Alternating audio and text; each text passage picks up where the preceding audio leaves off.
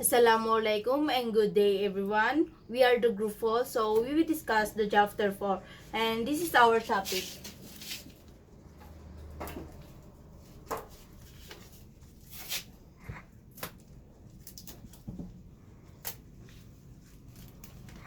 So 4.1 Measure of central tendency, 4.2 Measure of dispersion, 4.3 Measure of relative position, 4.4 Normal distribution, 4.5 Linear regression and correlation na. So before we start, I would like to introduce myself. I am Shalema Ibrahim and this is my group mates. Assalamualaikum, my name is Kasamera Ismala from the group 4, and today I will discuss about the measure of central tendency. Introduction. Numerical data is everywhere and every day. More data is being generated. It is important for us to have a working knowledge of basic statistical concepts and tools so that we can use this data correctly and optimally. A lot of data in raw that is not being processed for use yet. Discussion. Statistics involve the collection, organization, summarization, presentation, and interpretation of data. The branch of mathematics that involves the collections of organization, summarization, and presentation of data is called descriptive statistics. The branch that interprets and draws conclusions from the data called inferential statistics. So, additional lang sa statistics is a mathematical science pertaining to collecting, classifying, presenting, and interpreting data. So, when we say collecting, is a question asked, sample group, picked, choose of, geometric location, and etc. So, classifying, how is the data grouped? Presenting, how the data is presented, types of graph uses, and scaling. So, when we say interpreting naman is with or without bias predetermined. Descriptive statistic, data speak for itself. Inferential statistic, technique of interpreting. Mean. The most commonly used measure useful for a data set that doesn't have outliers. Values way different to the rest of the set. The mean is the sum of all the values divided by the number of values. Sum of values and number of values. 3, 4, 5, 5, 6, 6, 7, 8, 8, 9. Sum of values equals 66. Number of values equals 11. 66 divided 11 equals 6. Median. The median is the middle value in an ordered dataset. Useful for datasets containing outliers. How to determine the median in the datasets. Order the values from least to greatest. Locate the middle value. Example 3, 4, 5, 5, 5, 6, 6, 7, 8, 8, 99. If the numbers of value is even, the median is the average of the two middle values. Mood. The value that occurs most often in a dataset. Useful for datasets containing outliers. If there's no mood in the dataset, it's of number used, not as popular as mean or median. How to determine the mood in the dataset? Order the value from least to greatest. Locate the value that occurs the most. Example 3, 4, 5, 5, 6, 6, 6, 7, 8, 8, 99. Mood is 6. And 3, 4, 5, 5, 6, 6, 6, 8, 8, 99. Moods is equals 5 and 6. 1, 2, 3, 4, 5, 6, 7, 8, 9, 10, 11 is no mood. 1 mood, unimodal, 2 mood, bimodal, more multimodal. Another example of measures central tendency. Find the mean, median, and the mood of the data sets. This is the data set. Set A, 24, 31, 21, 18, 24, 22. Add the values, and it means we want to add this all. And the median, mean, 24 plus 31 plus 21 plus 18 plus 24 plus 22 equals 140, and 140 divided to 6. Saan natin kinuha yung 6? And the values is this. 1, 2, 3, 4, 5, and 6. 140 divided by 6 equals 23.33. And this is the mean. And the median order the values. It means, pagsunod-sunodin natin according to the values.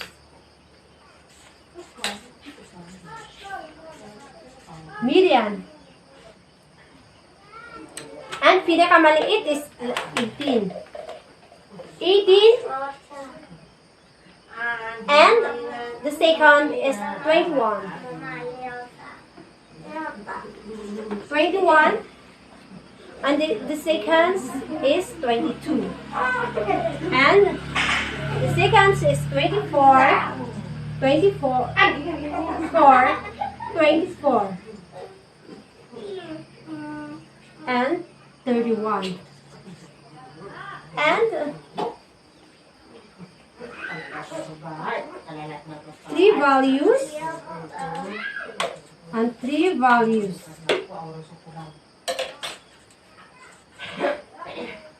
And the average of the two middle values is we want to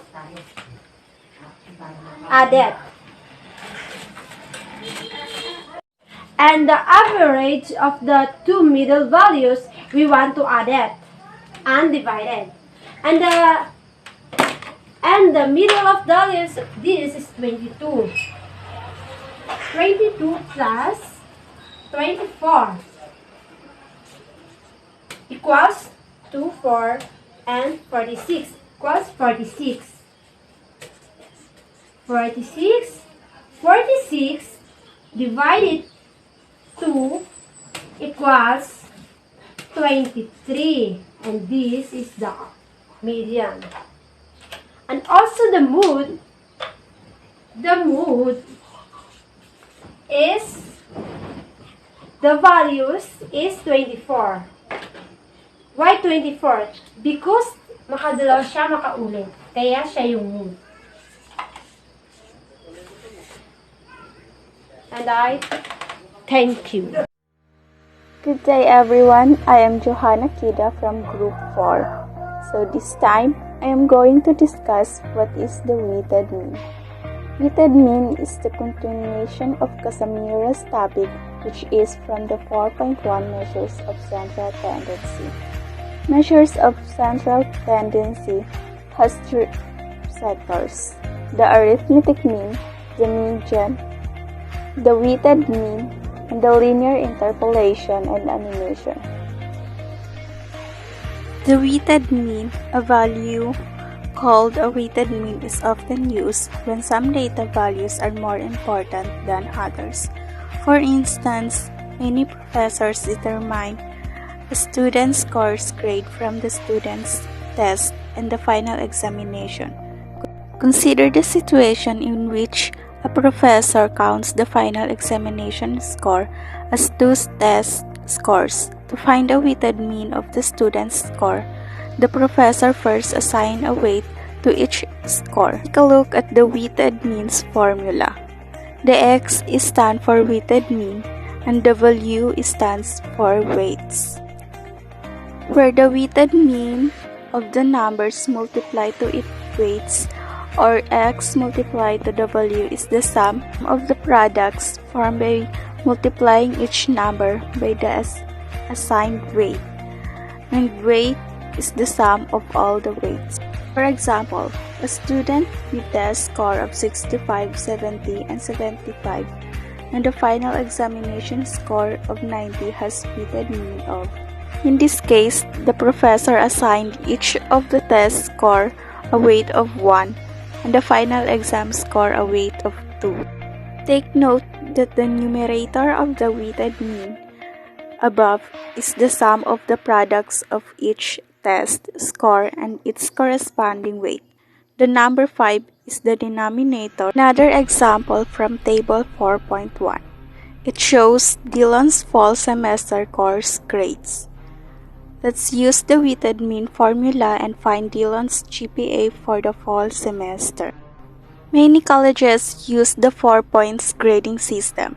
So A is to 4, B is to 3, C is to 2, D is to 1, and F is to 0. A student's grade point average or GPA is calculated as a weighted mean, where the student's grade in each course is given a weight equal to the number of that course. At this time, let's find the weighted mean of Dylan's grade fall semester. Take note that the B is worth 3 points with a weight of 4. The A is worth 4 points with a weight of 3. The D is worth of 1 point with a weight of 3. And the C is worth 2 points with a weight of 4. Paano nga ba nakuha yung 2.5 na GPA ni Dylan for the fall semester? From the weighted mean formula, let's multiply the course grade and course unit. Let's multiply first the numerator and after that, sunod natin yung denominator. The total of our numerator is 35 and the total of our denominator is 14. After that, i-divide naman natin yung 35 divide 14. So Dylan's GPA for the fall semester is 2.5. So this time, we were going to discuss what is linear interpolation and animation. Linear interpolation is a method used to find a particular number between two given numbers. Meaning to say, ang linear interpolation daw ay isang method na ginagamit to find a particular number sa pagitan ng dalawang given numbers. Sa nasa table na two given numbers entries, which is the 0.3156 and 0.8248. Subtract muna natin sila, which is result to 0.5092. We need to multiply the difference in 0.2 and then i-add natin yung result nito sa pinakamababang given numbers natin, which is the 0.3156. So the final answer is 0.41744. The above linear interpolation process can be used to find an immediate number that is any specified fraction of the difference between two given. My name is Sambrara Salmalaug from 1BB's Community Development. The topic I will discuss is all about measures of dispersion. First, what is measure of dispersion? A measure of variability of a set of data is a number that conveys the idea of spread for the data set. There are types of measure of dispersion. First is the range.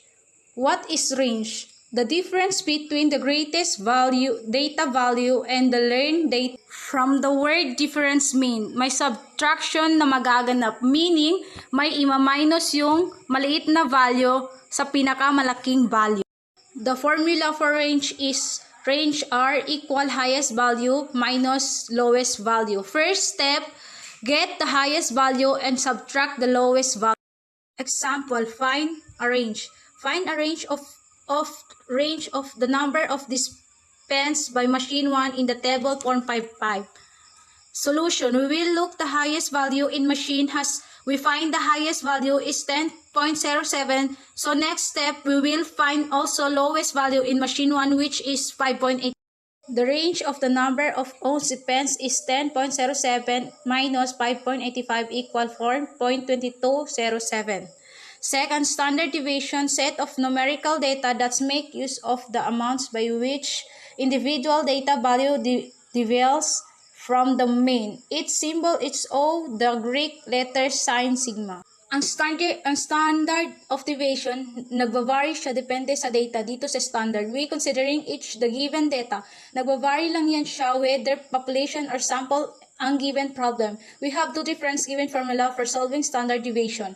The sample formula population for formula in symbol for standard deviation. Population formula sigma equals square root of summation of x equal mu raised to 2 over ang mu dito, kung matatandaan nyo, this is the sample of population and yung n dito is the number of numerical data, meaning ilan yung given value for the formula standard deviation. Sample for S equal square root of summation of x minus x bar raised to 2 all over n equal minus 1. Yung x bar naman ay ang sample mean. Pag sample, hindi lang divide n minus 1 ang gagamitin. Before I give the example, we will discuss a variance because it's not in standard deviation para tuloy-tuloy na mamaya, para pag nagbigay ako example, tuloy-tuloy na ang pag-solve natin. Ikatatlo, variance, the square of the standard deviation of data. Sigma raised to 2 equals summation of x minus mu raised to 2 over n. Procedure for computing deviation. 1. Determine the mean of the n numbers. 2. For each number, calculate the deviation difference between the number and the mean of the numbers. 3. Calculate the square of each deviation and find the sum of this squared deviation. 4. If the data is a population, then divide the sum by n. Tuldok is the data is a sample, then divide the sum by n minus 1. Here the example for variance and standard deviation. So first, find the mean of given data set. So paano kinukuha yung mean? So add the given data set and divide by the number of the given data set. 2 plus 4 plus 7 plus 12 plus 15 divide 5. That is 40. Divide 5. So that is 18. So ibig sabihin, the value means is 8. And for step number 2, we compute the variance. Since this is a sample, so we're getting the subtract. So start tayo sa 2. Isa-subtract natin sa nakuha natin mean. And then square plus yung 4 minus 8 squared plus 7 minus 8 squared plus 12 minus 8 squared plus 15 minus 18 squared. All over 5 minus 1. The result is... So, good day everyone. My name is Munardi Kamid from Group 4. So, my topic is measures of dispersion. So, what is dispersion in statistics? Dispersion is the state of getting dispersed or spread. Statistical dispersion means the extent to which a numerical data is likely to vary about an average value. In other words, dispersion helps to understand the distribution of the data. So here, the example of dispersion and measures of dispersion. Measures of dispersion. In statistics, the measure of dispersion help to interpret the variability of data, to know how much homogeneous or heterogeneous the data is. In simple terms, it shows how squeezed or scattered the variable is. So, types of measure of dispersion.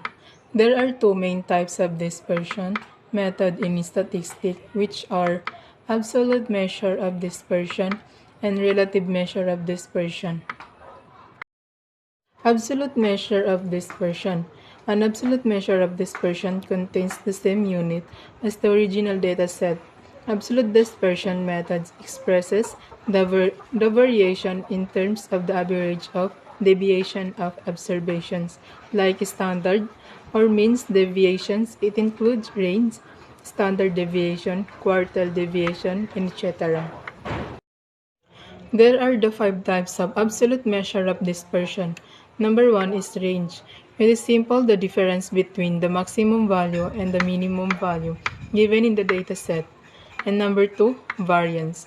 Deduct the means from each data in the set, then squaring each of them and adding each square, and finally dividing them by the total number of values in the data set in the variance. So number 3 is standard deviation. The square root of the variance is known as the standard deviation. And the number 4 is quartiles and quartile deviation. The quartiles are values and divide is a list of number into quarters. The quartile deviation is half of the distance between the third and the first quartile. So, number 5 is mean and mean deviation. The average of number is known as the mean, and the arithmetic means of the absolute deviation of the observation from a measure of center tendency is known the mean deviation, also called mean absolute deviation. Relative measure of dispersion. The relative measures of dispersion are used to compare the distribution of two or more data sets. These measures compare value without units.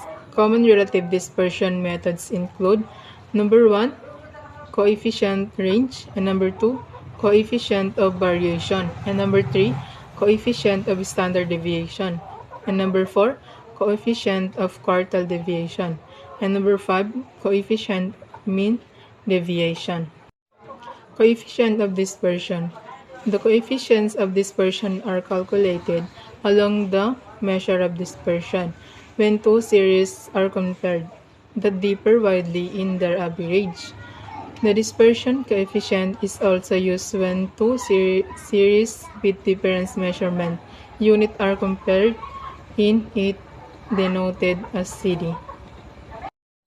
The common coefficient of dispersion are CD in terms of range, quartile deviation, standard deviation, or ST, mean deviation.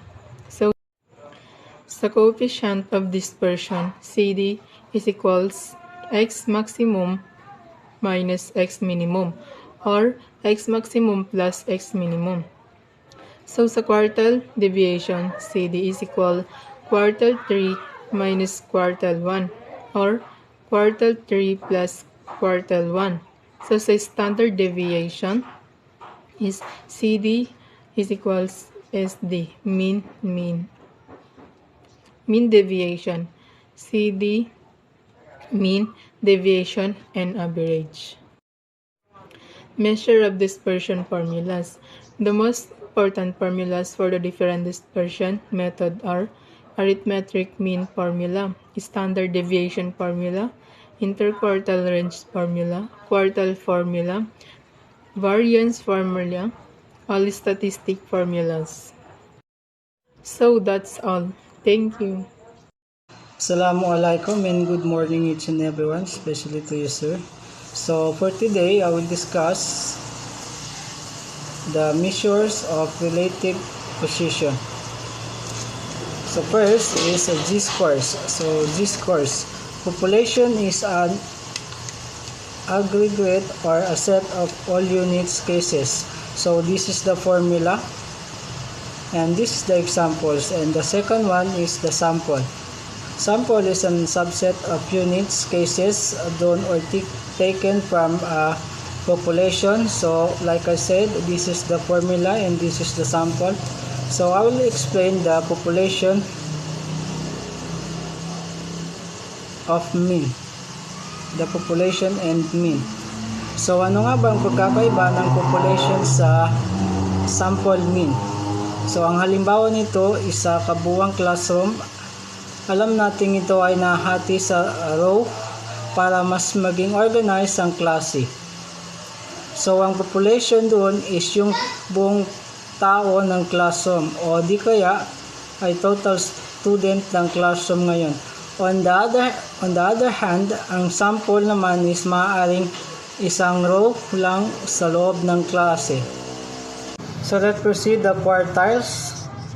So the quartiles. The median produced for finding quartiles. So number 1, rank the data, and the second one, find the median for the data. This is the second quartiles, Q2. And the last one, the find quartiles, Q1 is the median of the data values less than Q2. The third quartiles, Q, is the median of the data values greater than Q2. So the process of the finding these measures are employed. Those processes involved in getting the median value for ungroup and group data. So let's see the formulas and examples. So I will explain the quartiles. So quartiles, so tulad nga po ng makikita nyo sa visual aid, may mga sample solvings na nakalagay. It is something like forming an array form to come up with result or answer to the problem. Quartiles have been categorized as Q1, Q2, and Qm, and so on. So in order to solve the equation, the x or n should be identified first. Then if those terms we all already identified, you just need to substitute the all value to its corresponding area. Let's proceed to the box and whisker plots. A box and whisker plots are sometimes called the box plots. This is often used to provide a visual summary of a set of data. So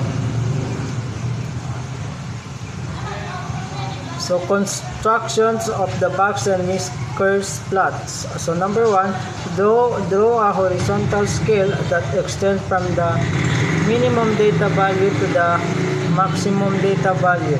And number two, above the scale, draw a rectangle box with its left side at Q1 and its right side at Q3.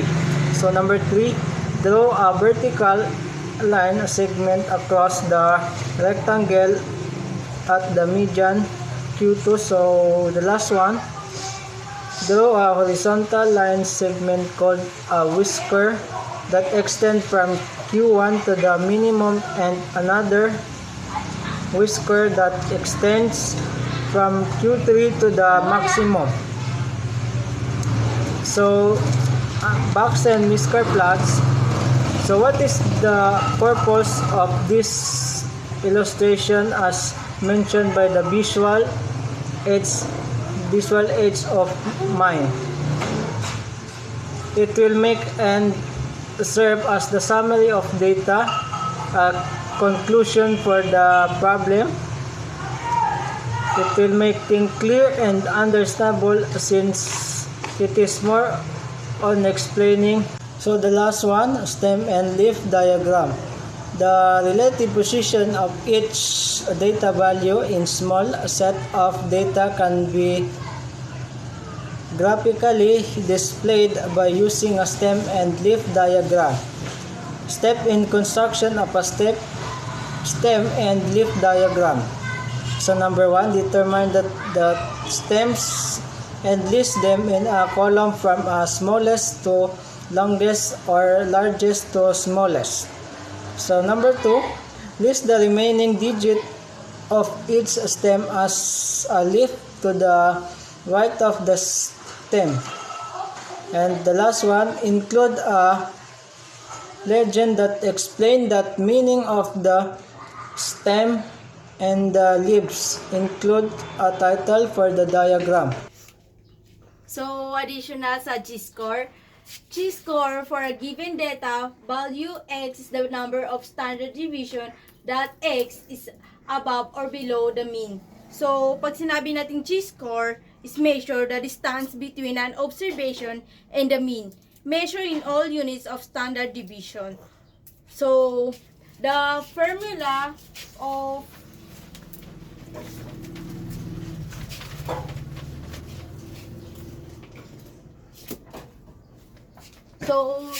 this is the formula of G-score. Just wait a minute.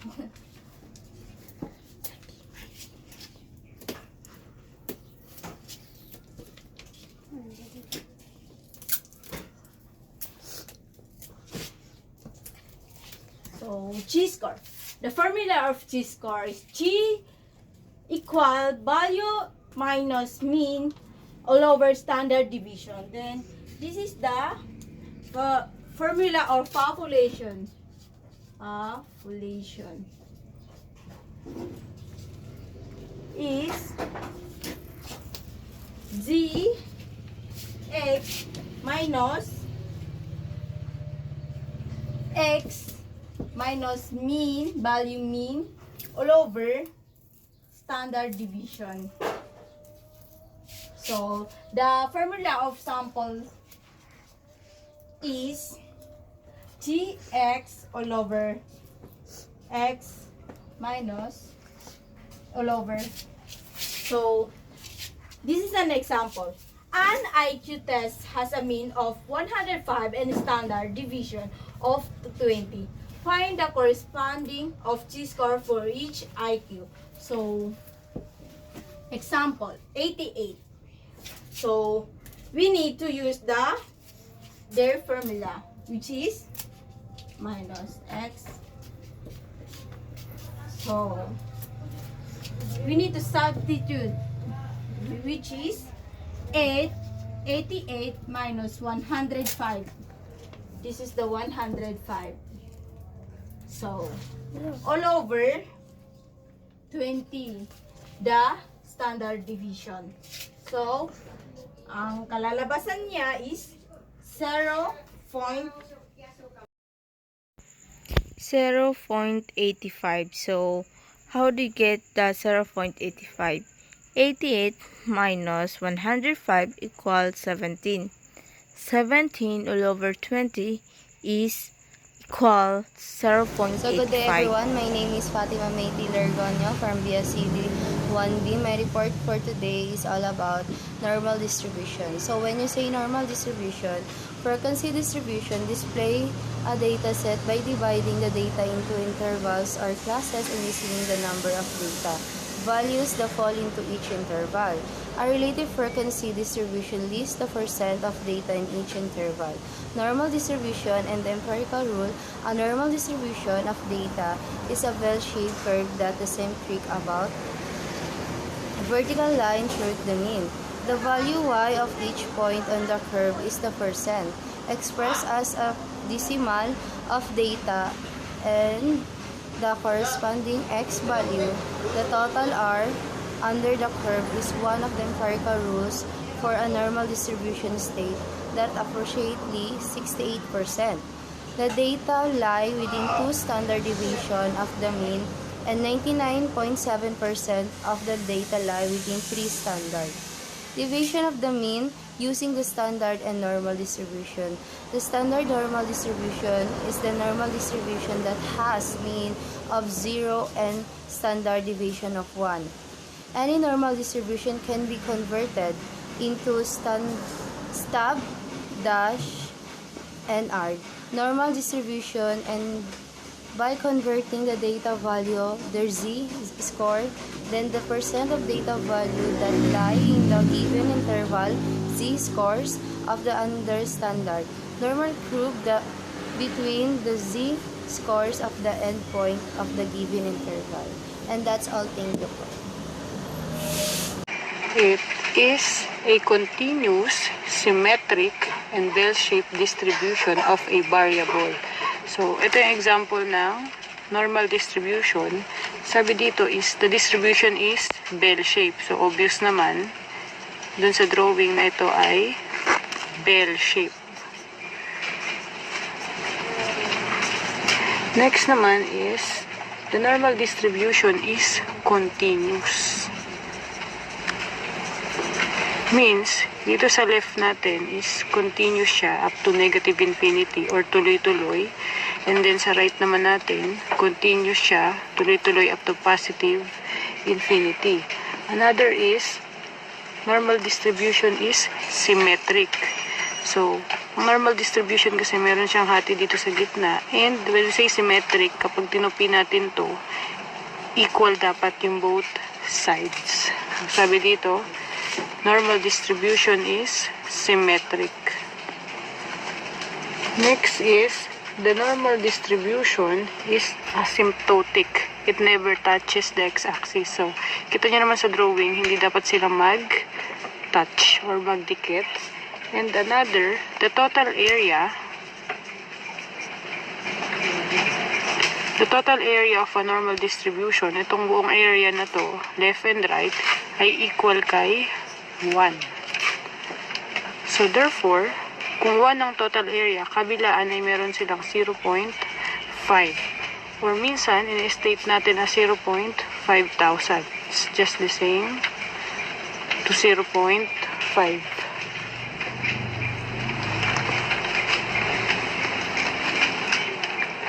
Another is the mean, median, and mode are equal and are located at the center. Pero itong highest point na to, siya ay si mean or yung average natin, and dinedenote natin si mean as mu. Ganyan siya.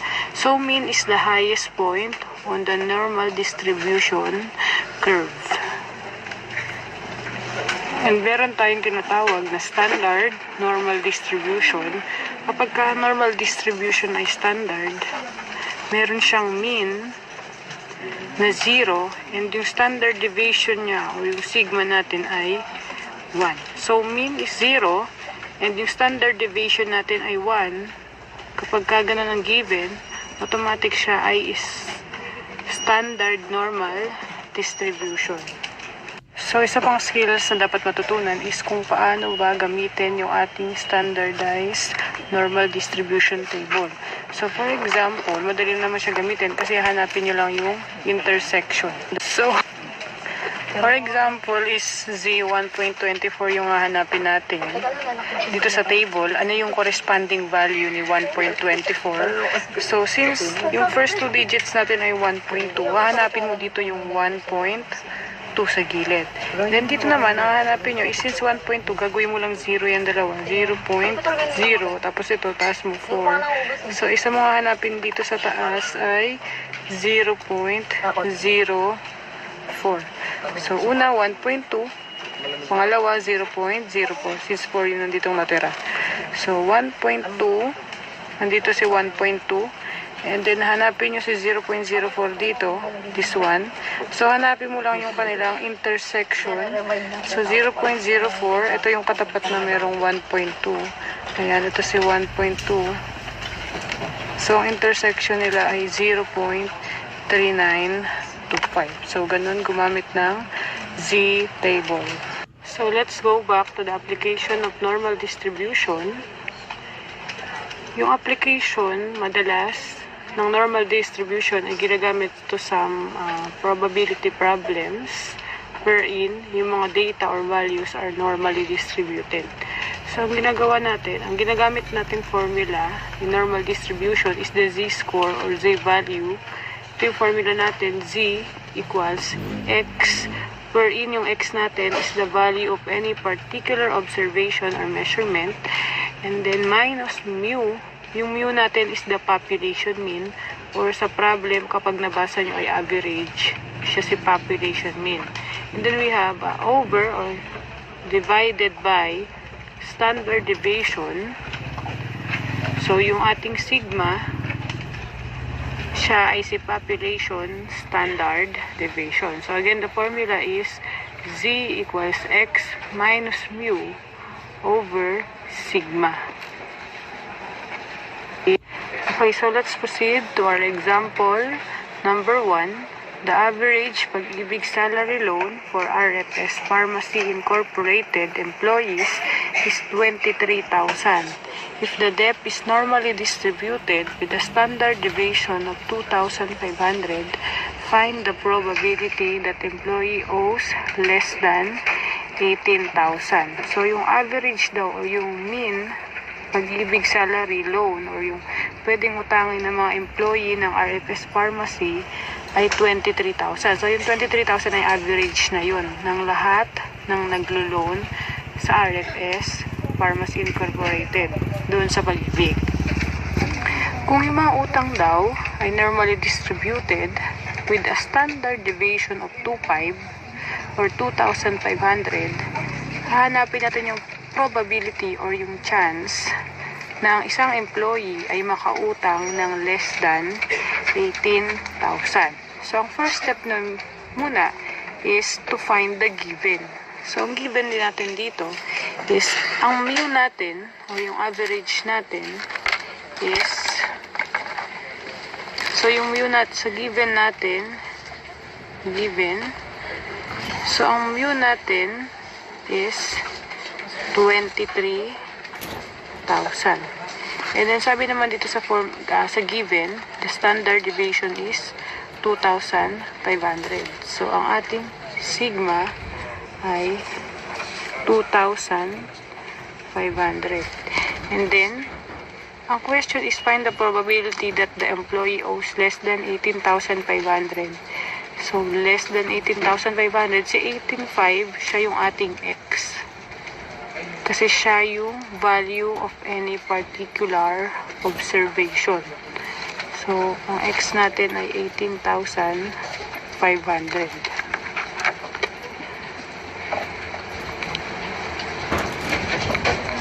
So, step 1 natin, after natin makuha yung mga given, step 1 is to draw a figure and represent data. Since normal distribution to, magdodraw tayo ng figure ng normal distribution. So, magdodraw ka ng bell shape. Then, of course, meron dito sa gitna, ito yung ating mean. So, sa given, ang mean natin ay mu is 23,000. So, laging si mu yung nasa gitna. Since si mean nga yung pinaka-highest point doon sa ating normal distribution curve. And then, pero ang ilolocate natin dito is si 18,000. At ang word na ginamit ay less than. This value, itong left side ng normal curve ay mga less than, or I mean mga negative values. And then yung right naman niya is mga positive values. So, si less than 18,500, of course, si 18,500, kung ang min mo ay 23,000, mas mababa si 18,500. So, pwede nating sabihin na nandito siya, 18,500. And next step mo is mag-draw ng line, dito ka 18,500. And ang binanggit sa problem is less than.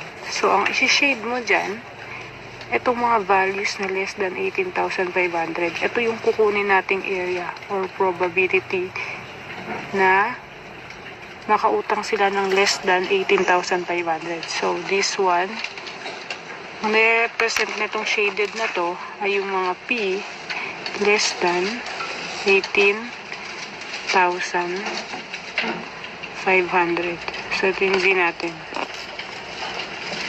This is Z. Okay, so step 2 natin is find the Z value for 18,500. Since ang hinahanap nga na 1,500. Since ang hinahanap nga natin or yung X natin is 18,500. So, yung mga given natin kanina, i-apply na natin siya sa formula. Yung formula natin ay Z equals X minus mu over standard deviation. So, ang given nating X dito is 18,500. Yung mu natin minus 23,000 over the standard deviation. Sa given, ang standard deviation natin ay 2,500. So, 2,500. So, 18,500 minus 23,000 over 2,500. Kapag kinompute natin sa calculator yan, so 18,500 minus 23,000 minus 23,000 equals, tapos i-divide natin kay 2,500 divided by 2,500 equals, ayan, negative 9 over 5. So, since fraction yung lumabas, gawin natin siyang decimal. Ang lalabas ay negative 1.8. So, equals negative 1.8. So, again, nung kinompute natin yung ating z-value, ang nakuha natin ay negative 1.8 or pwede nating sabihin na negative 1.80. So, for our third step, or step 3 natin is find the appropriate area. Since yung nakuha nating z-score kanina or z-value is negative 1.80, gagamit tayo ng table para makuha yung value ng ating negative 1.80 na z-score. So, this one is the standard normal distribution table wherein kapag nagsasagot naman ng normal distribution, provided naman lagi si table. So, since ang nakuha natin kanina ay negative 1.80, so disregard nyo muna si negative since ang kinocompute natin ay area, wala naman talagang negative area sa totoong buhay. So, disregard the negative. So, 1.80. Si 1.80, ang titingnan nyo dito is the 1.8. Hanapin nyo dito sa gilid yung 1.8. And then, since 1.8, meron tayong 0, 0 dito. So, 1.8. And then, yung titingnan nyo naman dito is the 0.00. Again, titingnan nyo dito is 1.8. Since yung first 2 digit natin ay 1.8. Dito naman, yung sumunod ay 0. So, 0.00. So, hanapin natin sa table si 1.8. Ito siya.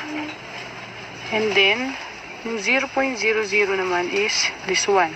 So, kung titignan natin yung intersection nila, nakatapat ng 1.8, ang makukuha natin ay 0.4641. So, yan ang value ni negative 1.80. So, again, using the table, kanina, ang nakuha nating value ng negative 1.80 ay 0.4641. So, pwede na tayo mag-proceed sa step 4. Sa step 4, since ang value natin ay 0.4641, ima-minus natin to sa 0.5000. Kasi kung babalikan natin yung illustration natin, kanina, sa step 1, nandito lang naman si 18,500 and ito yung shaded area. And alam natin ang kalahati nitong standard normal distribution na to, kasama to at kasama to ay 0.5000 kasi nga tag 5,000 sila.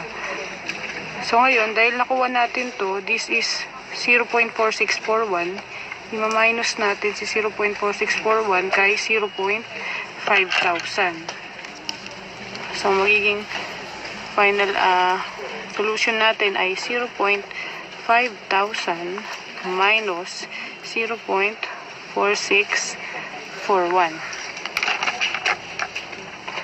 So 0.5000 minus 0.4641 is equal to 0.0359. So, equal siya kay 0.0359 or, pag ginawa nating percentage, since probability ang hinahanap, pag move lang tayo ng 2 decimal places, we have 3.59%. So, move 1, 2, so 3.59%. So, for the conclusion, balik na tayo dun sa last question ng exam, find the probability that the employee owes less than 18,500. So, therefore, dahil nakuha natin ay 3.59, pwede nating sabihin na the probability that the employee owes or makakautang sila ng less than 18,500 is this one, the 3.59%. So the probability that the employee owes less than 18,500 is 3.59%.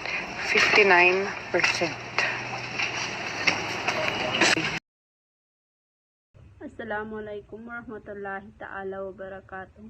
I am Anissa Kusain Kakim, and my topic for today is about the linear regression and correlation. So when you say linear regression, it produce or estimate for the slope and intercept of the linear equation to predict an outcome variable y based on the values of the predictable variable of x.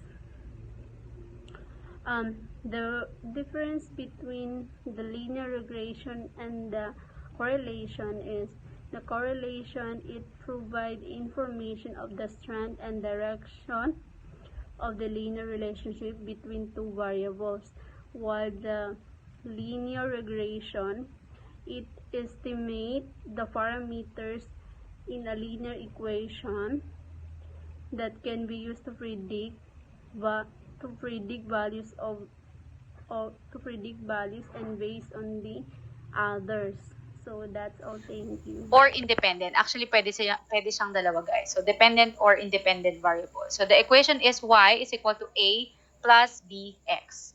Y is the dependent variable. Yung x dyan is the independent variable. Yung letter A is the intercept. And then yung letter B is the slope. So, meron tayong additional formula na gagamitin for slope and intercept. So, basically, guys, ginagamit natin ang regression analysis para ma-predict natin yung dependent variable from the given set of data using the independent variable, yung letter X natin. Okay? So, para mas maintindihan pa natin, let us have an example.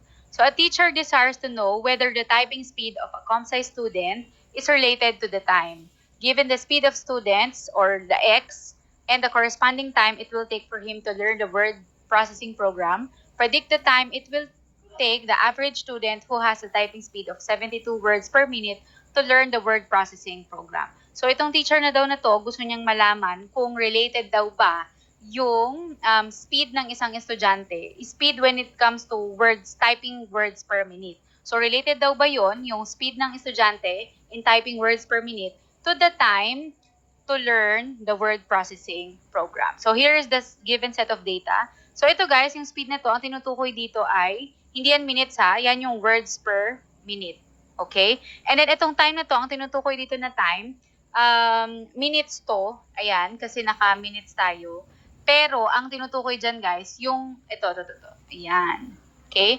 So, time, it will take asan ba yun? Ayun, time it will take for him to learn the word processing program. Okay? In terms of minutes. Kasi naka-minutes tayo parehas. Word per minute. So, itong time na to guys, naka-minutes din siya.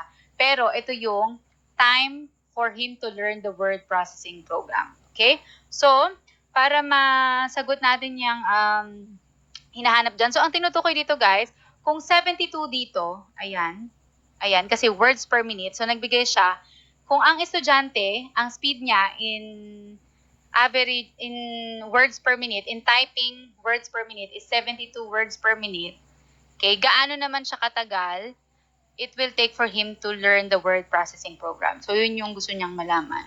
Okay? So, ang solution niyan is this one.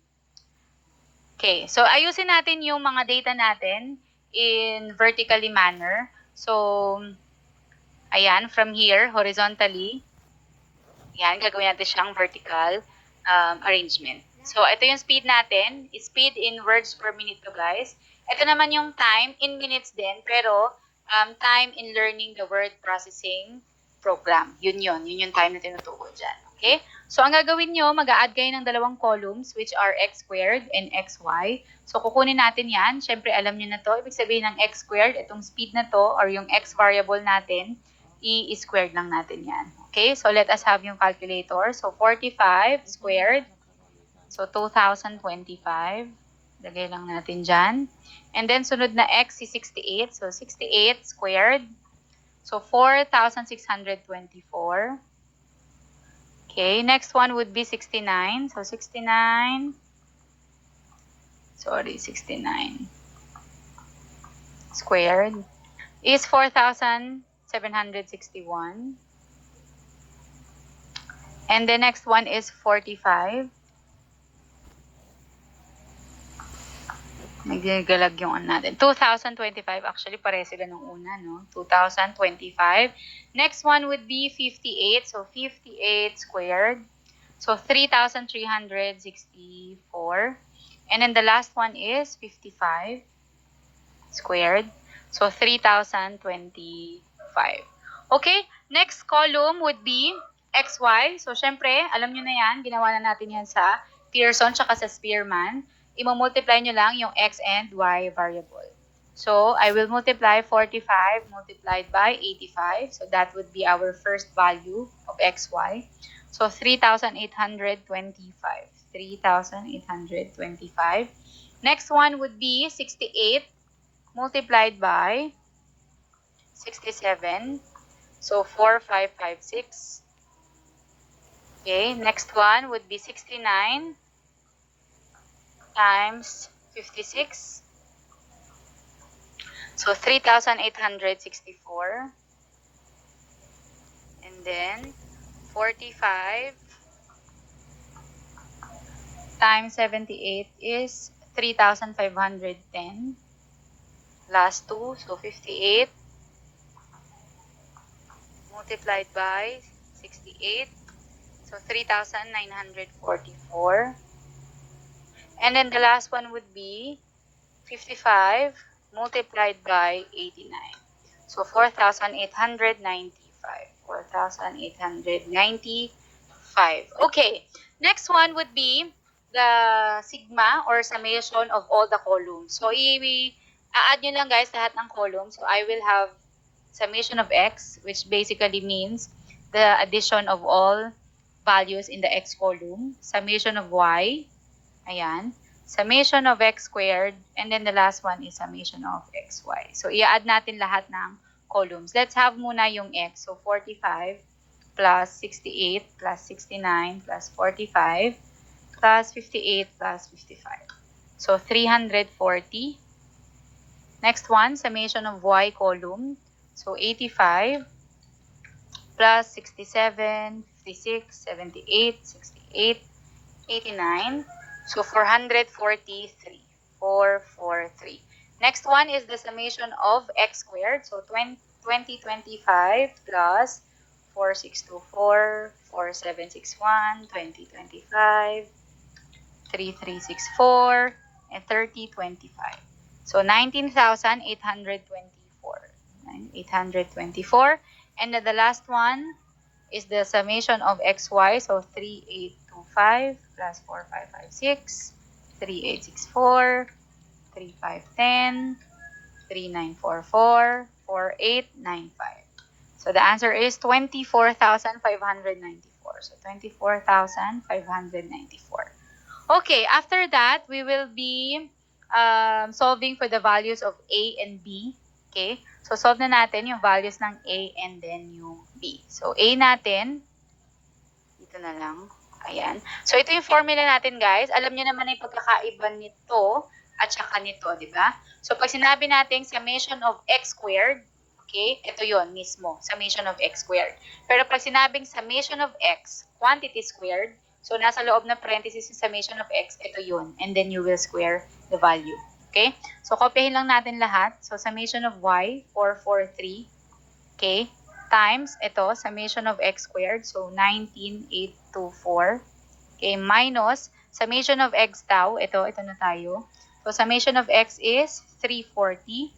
Multiplied by the summation of xy, 24594. Okay? All over. So, sa baba, n. Ang n natin dito, guys, is 6 because we have 1, 2, 3, 4, 5, 6. So, meron tayong 6 samples dito. So, therefore, ang n natin is 6. Multiplied by the summation of x squared. Ito, guys, so nasa loob sila lahat ng parenthesis, yung summation of x squared. Therefore, ito yung tinutukoy niya. 19824. Okay? Minus summation of x quantity squared. So, 340 yan, and then squared. Okay? So, ito yung sa calcu. So, fraction yan, guys. So, lalagyan ko siya ng fraction and then I will copy all the values. So, 443 times 19,824. Okay, minus parenthesis 340, parenthesis 24,594, close parenthesis, and then baba nyo siya, ayan, and then I will type 6 times 19,824 minus 340 and then squared, ayan, and then you press equal sign. So 125.62 na yan, guys, kasi 9 yung sunod ng 1. So 125.62. Okay? Now, let us have yung letter B. Okay, let's have yung letter B. So, sundan lang natin to formula. N daw. So, ang N natin is 6 times summation of XY. So, 24,594. Okay, close parenthesis, minus, open parenthesis, summation of X. So, 340. Close parenthesis, open parenthesis, summation of Y. So, 443. All over. Okay, so N ulit is 6. Multiplied by the summation of X squared. So, ito yun. 19824. Okay, minus summation of X, which is 340 squared. Actually, same sila ng denominator. Si A and B. So, pwede i-copy nyo na lang itong denominator dito. Okay, so, i-calculate natin siya. Ayan. So, fraction ulit yan, guys. So, 6 multiplied by 24,594, close parenthesis, minus, open parenthesis, 340 times 443 over 6 times 19,824 minus 340 squared. So, ang makukuha natin sagot, fraction ESD nyo lang. Ayan. So, negative 0.91. Doon lang tayo sa second decimal place. So, negative 0.91. Negative 0.91. Okay, if you are wondering how to solve this using a single liner calcu, so hindi naman tayo lahat may calcu na ganito, di ba? So, pagka isi-single line calcu nyo siya, guys, ang gawin niyo is you put another parenthesis in the numerator and the denominator.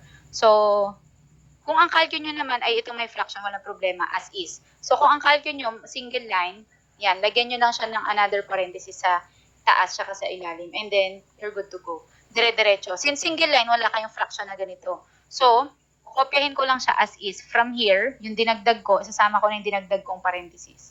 Tsaka rin sa baba. So, pag kinopya ko yan, magiging dalawang parenthesis, 443.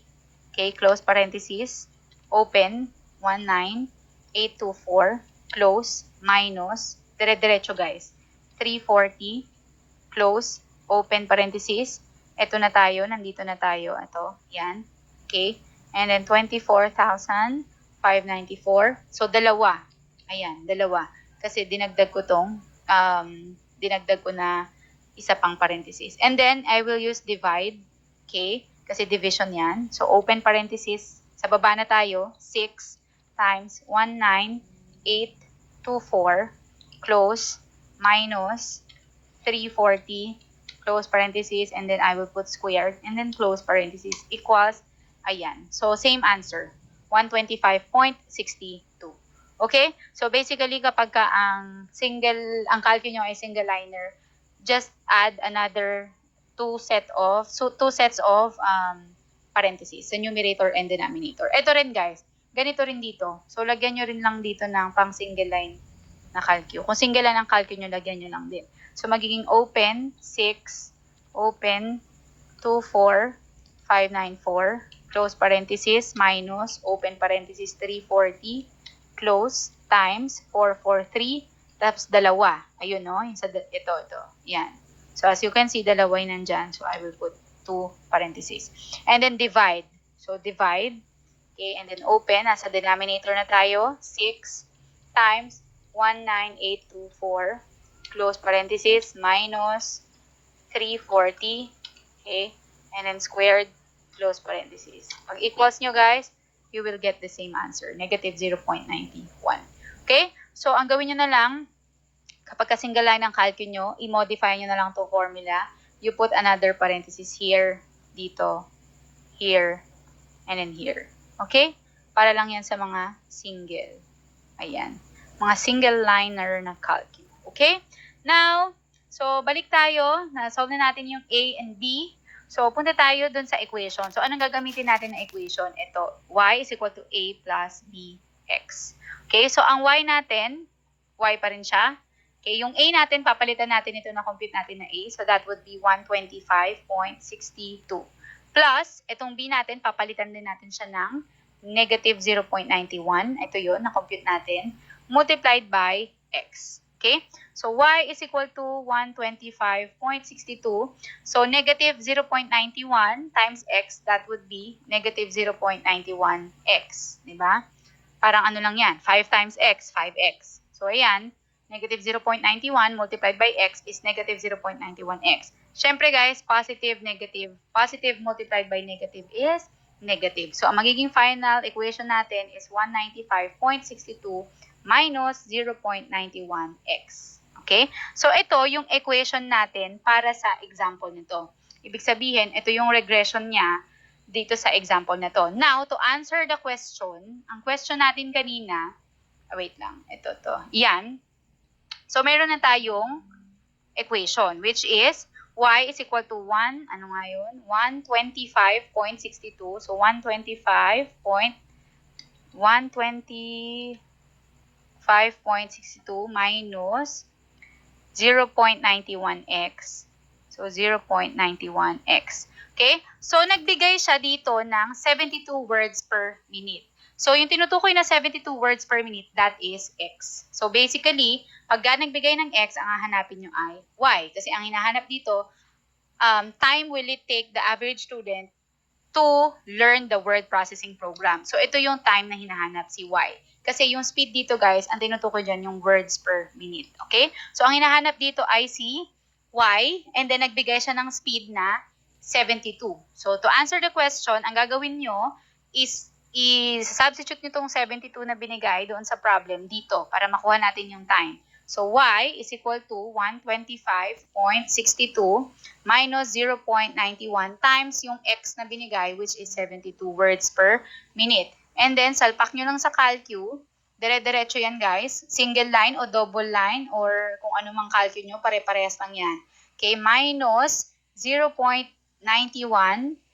times 72. Ayan. So, equals, ang answer is 60.1.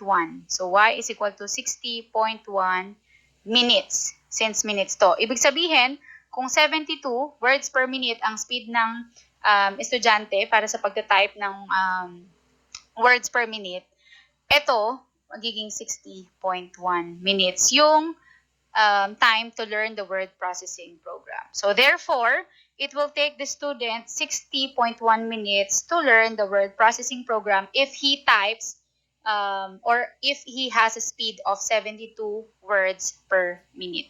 Okay? So, yun. So, ang sagot natin is this one, 60.1 minutes to answer the question in this